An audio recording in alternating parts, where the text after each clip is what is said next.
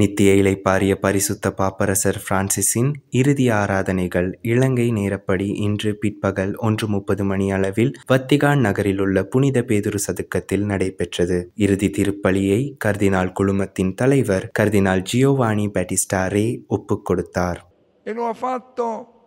Con forza e serenità, vicino al suo gregge, la Chiesa di Dio.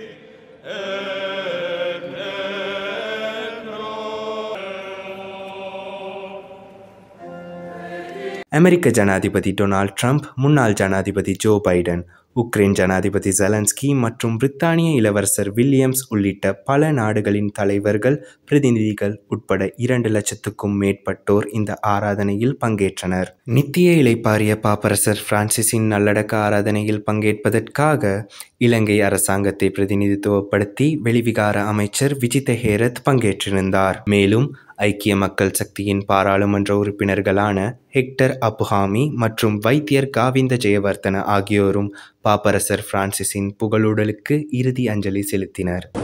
ரோமே வத்திகானுவே සුද්ධෝත්තම Francis පාප්වහන්සේගේ දේහයට අවසන් ගෞරව දැක්වීම සඳහා මමත් හෙක්ටර් අප්පුහාමි මන්ත්‍රීතුමාත් එවැගේම රෝමේ ජීවත් වෙන රෝහිත මැතිතුමාත් අපි සහභාගී වුණා. අපේ ගෞරවය ෆ්‍රැන්සිස් පාප්වහන්සේට පුද කළේ විශේෂයෙන්ම ශ්‍රී ලංකාවේ ජීවත් වෙන 2 කෝටි 20 ලක්ෂයක් වෙච්ච සියලුම ජනතාව වෙනුවෙන්. මොකද අපේ රටේ සිංහල, බෞද්ධ, හින්දු, ද්‍රවිඩ, මුස්ලිම්, කතෝලික ජනතාව ඉතාමත් සුවදත්තෙන් ජීවත් වෙනවා.